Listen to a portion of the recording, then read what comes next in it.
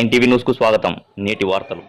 కర్నూలు జిల్లా గూడూరు మండలం గూడూరు గ్రామంలో బడుగు బలహీన వర్గాల ఆశాజ్యోతి మహాత్మా జ్యోతిరావు పూలే 198వ జయంతి కార్యక్రమాన్ని ఘనంగా నిర్వహించినట్లు కోడుమూరు తాలూకా బీసీ సంక్షేమ సంఘం అధ్యక్షులు మాజీ జెడ్పీటీసీ ఎల్ వెంకటేశ్వర్లు తెలిపారు.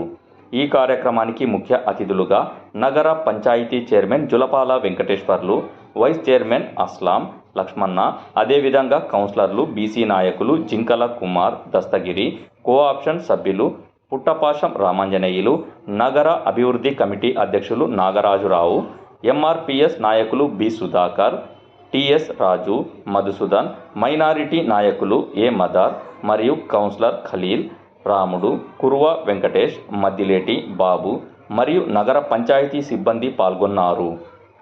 9 టీవీ న్యూస్ రిపోర్టర్ నజీర్.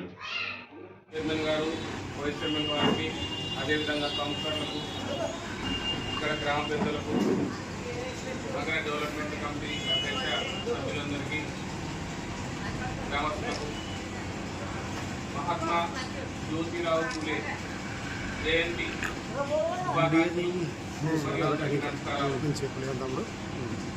ఈ బాబు జగజీవనరావు గారి జ్యోతిరావు పూలే జయంతి, అదేవిధంగా అంబేద్కర్ గారిని ఏదో కొంతవరకు మన జనరేషన్ ఉన్నంత వరకే చేస్తారేమో అనే ఒక అభద్రతా భావం నాలో ఉంది. ఎందుకంటే ఈ మహానుభావాలను తప్పుకునేటోళ్ళు చాలా తక్కువ ఉన్నట్టున్నారు. సరే, ఈ రోజంటే పరిస్థితుల ప్రభావం కొంత వాళ్ళందరూ ధన్యవాదాలు.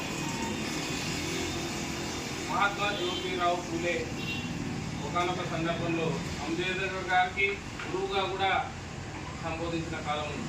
అంత పెద్ద మహానుభావుడు అంబేద్కర్ గారు. ఆయన కూడా మహాత్మా జ్యోతిరావు గారు పూలే ఆదర్శాలను తీసుకున్న సందర్భాలు ఉన్నాయి. వీళ్ళంతా మహనీయులు, కారణజన్ములు. వాళ్ళ కోసం కాకుండా సమాజం కోసం, సమాజంలో ఉన్న ప్రజల కోసం బతికి వాళ్ళ జీవితాల్ని పణంగా పెట్టినారు. రెండోది, ఇక్కడ ఏమంటే ఆయనతో పాటు ఆయన భార్య కూడా అవమానాలు ఎదుర్కొంది. ఆమె సావిత్రిబాయి పూలే, ఆమె పేరు.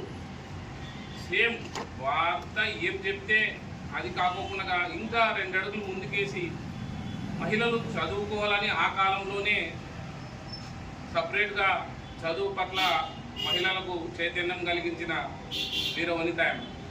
అటువంటి మహానుభావుని భార్యనే సావిత్రిబాయి పూలే. వీళ్ళందరూ బీసీలు, ఎస్సీలు, మైనార్టీలను మనం అనుకుంటున్నాం. కానీ నాకున్న బాధ ఒకటే, దీంట్లో 2 రకాలు, ఉన్నవాడు లేనివాడు. ఉన్న వాళ్ళందరూ అగ్ర కులాలతో పోల్చుకొని వాళ్ళ ప్రవర్తన ఉంటుంది. లేని వాళ్ళు మాత్రం లేని వాళ్ళుగానే మిగిలిపోతుంది. అట్లా ఉండకూడదనే ఉద్దేశంతోనే రాజ్యాంగం దానికి ఒక పద్ధతి ప్రకారం అంబేద్కర్ గారు ఎంతోమందితో ఒడిదుడుకులు ఎదుర్కొని రాజ్యాంగాన్ని రచించడం జరిగింది. ఈరోజు ఆ మహానుభావుల్ని స్మరించుకోవడం నిజంగా మన కనీస ధర్మం. లేకపోతే ఇంతమంది ఎస్సీ రిజర్వేషన్ లేవు, బీసీ రిజర్వేషన్లు లేవు,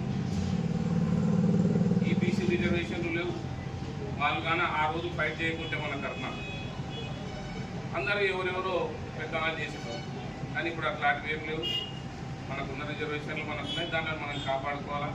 కాపాడుకొని పదవి వచ్చిన తర్వాత కూడా మనం ప్రజల పట్ల సేవాభావంతో పెరగాలని కోరుకుంటూ, అదేవిధంగా చాలా చాలా సంవత్సరాల కోరిక నాది కూడా. వాళ్ళు ఎక్కడ పెట్టినా వాళ్ళ విగ్రహాలు కలిసే ఉంటాయి. అంటే మహాత్మా జ్యోతిరావు పూలే పక్కనే భార్య విగ్రహం కూడా ఉంటుంది. వాళ్ళిద్దరిది గౌరవ చైర్మన్ గారు, వైస్ చైర్మన్లు, నగర మున్సిపల్ చైర్మన్, కమిషనర్ గారు అందరికి కూడా మేము ఒక రిప్రజెంటేషన్ ఇస్తాం. మీకు ఎక్కడ వీలైతే అక్కడ స్థలం చూపించండి.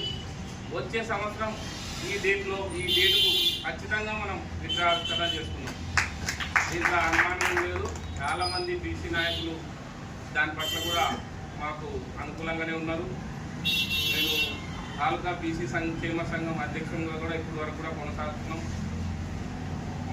ఎటొచ్చి మనం పోయి వాళ్ళని అడిగేది ఆలస్యం. అట్లా దాంట్లో ఏమీ ఇబ్బంది లేదు.